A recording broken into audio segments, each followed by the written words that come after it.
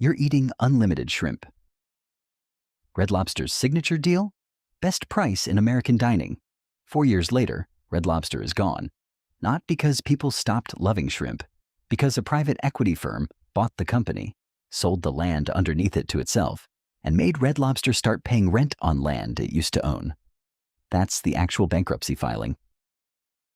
2024. Drowning in loan payments? Paying rent on its own parking lots? Still owing management fees to the firm that did this to it. One man watched that happen and thought, I've been saying this for 15 years. 8 times he tried to force a pancake company to face the same math. 7 times. He lost. 2 months ago, they finally listened. This is the $77 million proof that the guy everyone voted against was doing the math right the whole time. His name is Sardar Biglari. He runs Steak and Shake, and for 15 years, his entire pitch to Cracker Barrel's board was embarrassingly simple. You're not really a restaurant company. Cracker Barrel operates 657 locations. It owns the land and the building outright, on roughly half of them. Prime real estate off interstate exits, the kind of parcels developers circle on maps. Biglari's argument? Stop pretending you're in the biscuit business. You're a real estate portfolio that happens to sell biscuits, and you're running it like the biscuits are the point. Every November for over a decade, he showed up to the same shareholder meeting in Lebanon, Tennessee, made the same case, and watched the votes come in against him. 7 losses, 1 grudging truce along the way, where the board gave his pick a board seat just to make him go away for a while. In his worst defeat, he pulled in roughly 2% of the vote that wasn't already his own. Restaurant Business called it, flatly, a blowout. Even when Cracker Barrel offered to just buy back his stake years earlier to end it for good, he turned them down. By any normal read, that's not persistence. That's a man who lost the argument, over and over, for 15 years.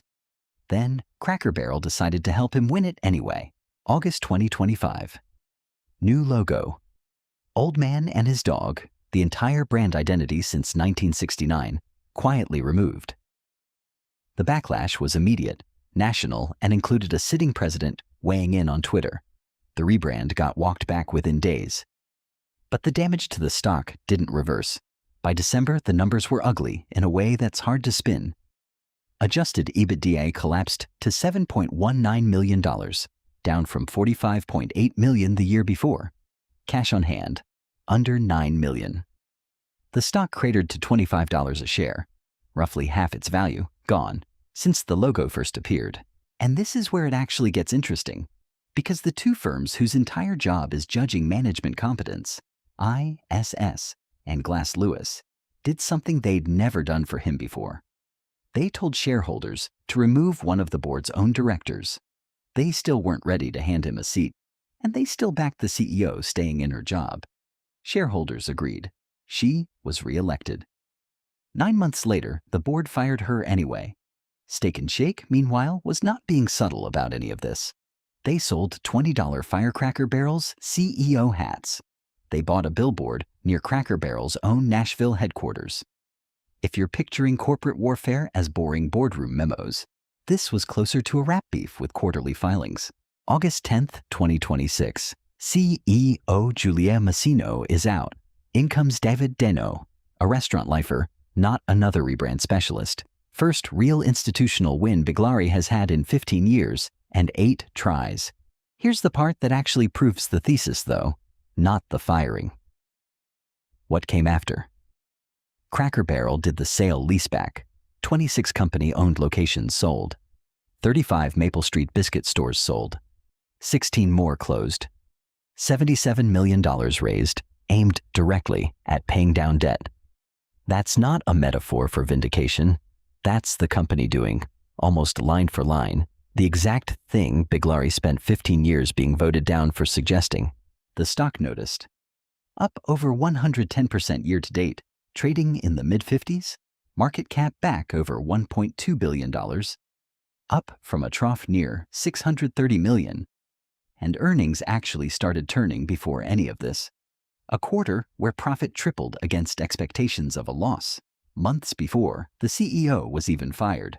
The turnaround was real before the headline was. Now, before this, turns into a fairy tale. Analysts are not universally thrilled. The stock is trading at a rich multiple relative to where its own earnings sit, and more than a few price targets on Wall Street right now sit below where the stock actually trades. The market may be pricing in a comeback that still has to fully show up in the numbers. Being right about the diagnosis and being right about the price are two different bets. But strip away the logo drama, the hats, the billboard, and what's left is a genuinely simple lesson. The land under a business is sometimes worth more than the business. Red Lobster proved it the hard way, by force from the outside. Cracker Barrel is now proving it the slow way, from the inside, because the man everyone voted against for 15 years happened to be doing the arithmetic correctly the entire time. Next time a company you know starts selling real estate to pay down debt, you'll know exactly what that sentence is actually admitting.